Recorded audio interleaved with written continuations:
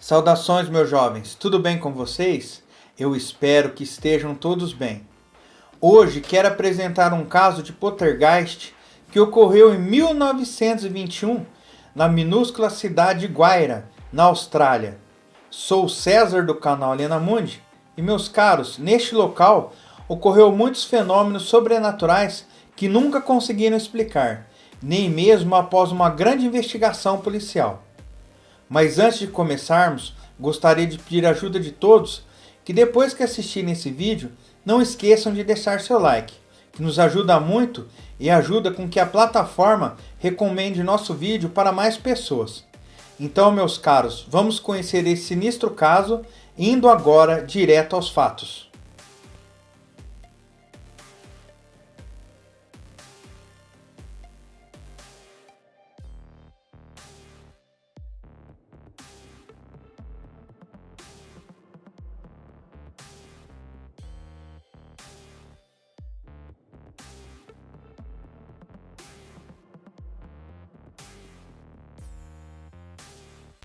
Em abril de 1921, a pequena cidade de Guaira, em Nova Gales do Sul, na Austrália, por mais de um mês foi o foco da atenção nacional à medida que os eventos se desenrolavam e formariam a base do caso poltergeist mais conhecido da Austrália. Como a casa da família Bowen foi bombardeada por pedras do nada e as paredes foram batidas por mãos invisíveis. Vou apresentar alguns fatos que foram publicados nos jornais da época e com alguns artigos de alguns livros, bem como um incidente que ocorreu. Mas o que realmente aconteceu em Guaira todos aqueles anos atrás? Será que foi um engano ou um verdadeiro caso de fenômenos paranormais? A atividade fantasmagórica começou por volta de 8 de abril, quando a família Bowen experimentou tremendas pancadas nas paredes de sua pequena casa de madeira de 4 cômodos, localizada a cerca de 800 metros de Guaira, nos planaltos do norte de Nova Gales do Sul. Logo, esses sons de batidas inexplicáveis seriam acompanhados por chuvas mais destrutivas de pedras caindo sobre a casa. Após as investigações iniciais dos Bowens, parecia não haver nenhuma ação humana envolvida no estrondo da parede e lançamento dessas pedras na casa. Esses ataques, aparentemente sobrenaturais, pareciam girar em torno da filha dos Bowen, Minnie Bowen, descrita de forma pouco lisonjeira em um artigo do Sydney Morning Herald de 1954, como uma menina magra, morena e com um rosto impassível, e academicamente como não inteligente e retrógrada para sua idade em sua escola. Aonde quer que a jovem Minnie fosse, dentro da casa, aquelas tremendas pancadas a acompanhariam. Pedras iriam quebrar janelas do seu quarto e cair na sua cama. Conforme os ataques aumentaram, logo todas as janelas foram quebradas. Não é de surpreender que a família tenha ficado perplexa. Pedindo ajuda aos vizinhos, as notícias sobre a assombração se espalhou rapidamente e os moradores vieram em defesa da família. Noite após noite, os homens da cidade colocaram um cordão duplo ao redor da casa. Noite após noite, o lançamento de pedras e as batidas estrondosas nas paredes continuaram. O Sydney Morning Herald revisitou o mistério do fantasma de Guaira em um artigo publicado em 9 de março de 1954, intitulado O Correspondente. A equipe relembra o enigma não resolvido do fantasma de Guaira. O artigo inclui o seguinte relato. Na noite de 15 de abril, Minnie estava sentada em um quarto bem iluminado, observada por 2 policiais e várias outras pessoas. Do lado de fora, sob o luar fraco, 50 homens patrulhavam os campos silenciosos. Por volta das 9 horas, o silêncio foi quebrado por uma batida forte na parede do quarto, seguida por mais 2 pancadas. A força deles foi tanta que todo o edifício estremeceu. As mulheres dentro da casa estavam pálidas de medo, mas Minnie permaneceu impassível. Um Sr. Davis, que estava interessado em espiritualismo, sugeriu à moça que eles fizessem uma pergunta e ela imediatamente disse: "E você, May?", nomeando sua meia-irmã que havia morrido alguns meses antes. Os observadores não ouviram nada, mas Minnie afirmou mais tarde que May havia dito a ela: "Diga à mãe que estou no céu e muito feliz. Diga a ela que foram suas orações que me trouxeram aqui, e eu cuidarei dela pelo resto da minha vida." Parece que o espírito de May tinha uma maneira estranha de cuidar da sua mãe, e o artigo ainda continuou.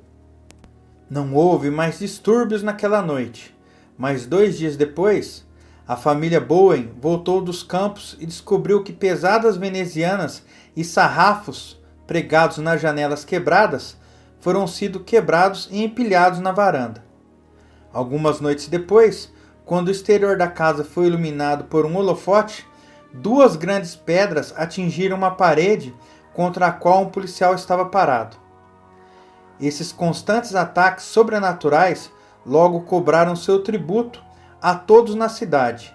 O sargento da polícia local, que havia mantido vigília na casa de Bowen por muitas noites, experimentado o ataque constante de pedras voando e batendo forte, logo rachou sob a tensão. Foi mandado para longe da cidade pelos seus superiores para um descanso merecido.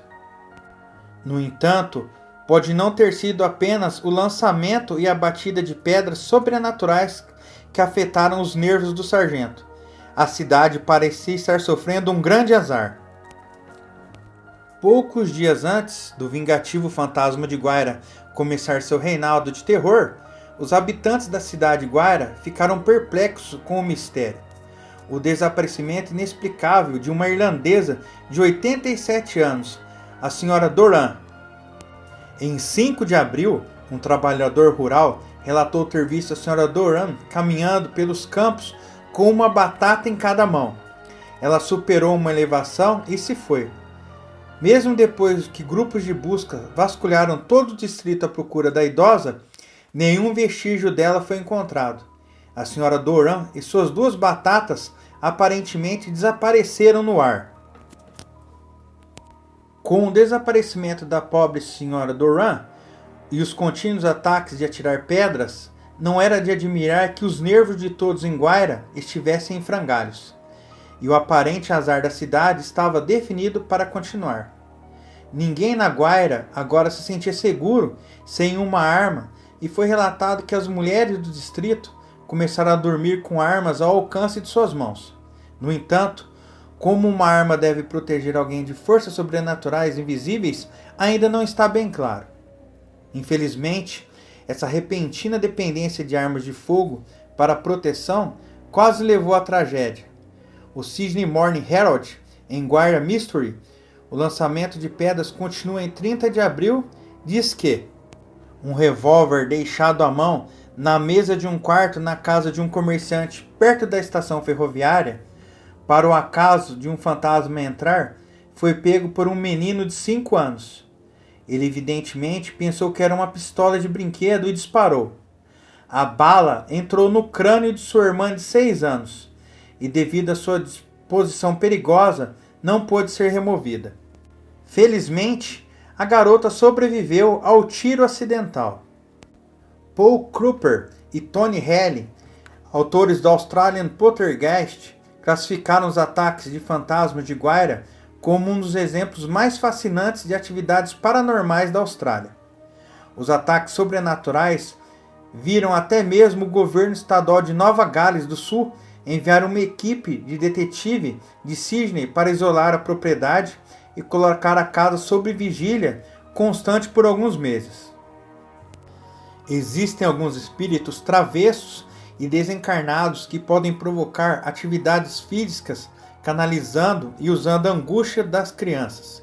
E, neste caso, Minnie era o alvo. Minnie era considerada sob considerável estresse na época porque sua amada irmã May morreu e deixou com um bebê de 18 meses sob seus cuidados. A identidade do pai do bebê não foi revelada e na época da ocorrência, no início de 1900, isso teria sido considerado um grande problema.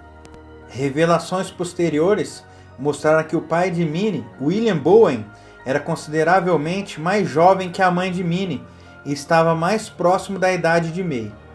Descrita como uma garota incomum e introvertida, com um rosto passivo, Minnie nunca teria e nunca sorria e seus olhos eram introspectivos, que parecem nunca perder qualquer movimento em uma sala. Revisitando o mistério, o Sydney Morning Herald publicou um artigo referindo-se ao evento e sugeriam que o poltergeist era a meia-irmã de Minnie que havia morrido. Jovens, em desespero de acabar desse caos, os pais de Minnie a mandaram para a casa de sua avó, em Glenwines, a 60 km ao norte de Guaira. Apesar de ter tido alguns dias de paz, a estranheza se seguiu e as batidas foram fortes o suficientemente para desalojar os enfeites da casa. Embora a mesma explicação tenha sido sugerida para o lançamento de pedras, o tremor das paredes era mais difícil de explicar. A polícia também sugeriu que Minnie Bowen admitiu que as pedras atingiram a casa. Mas muitos questionaram se tal admissão ocorreu e, se sim, se uma criança foi capaz de instigar uma fraude tão elaborada. A filha de Cranford Holden, Diana Brad, disse ao Sr. Cropper e ao Sr. Healy que Minnie poderia tocar piano ou uma cadeira de teleférico do outro lado da sala, sugerindo também que ela podia mover móveis e levantar objetos sem tocá-los. Minnie tinha poder telecinético ou psicocinético. A questão é se ela sempre teve habilidade quando é criança ou se ela obteve o poder depois de ser o alvo do poltergeist. Em 1989, a estranha Minnie de olhos escuros e assombrada, agora uma velha lenta, foi atropelada e decapitada por um veículo, escrevem Sr. Krupp e Sr. Healy no Australian Poltergeist. Ambas as casas ainda estão com os atuais ocupantes, sugerindo que não há pistas de um fantasma. Os residentes de Guaira expandiram suas casas. Se o caso de Guaira foi a única vez que algo assim aconteceu na história, então talvez a polícia tenha esquecido alguma coisa. Mas quando você ler algumas centenas de páginas do caso e experimentar esse tipo de coisa, você vê que este poltergeist de Guaira se encaixa no padrão de todos os outros eventos estranhos ocorrentes no mundo inteiro. Jovens, eu não conhecia esse caso. Investigando, acabei encontrando alguns dados. Mas e você, já tinha ouvido falar desse caso, o fantasma de Guaira? Acredita que um poltergeist pode causar esses fenômenos? Deixe suas opiniões pra gente, que é muito importante. Você que é novo por aqui, tratamos de casos sobrenaturais e mistérios sem solução. Já se inscreva no canal e ative o sino para não perder nossas atualizações. E veja o vídeo inteiro e, se gostar, compartilhe com os amigos, que nos ajuda muito, pois nosso canal não é muito bem recomendado. E se assistiu até aqui, não saia sem deixar seu like. Um grande abraço a todos, fiquem bem e até a próxima!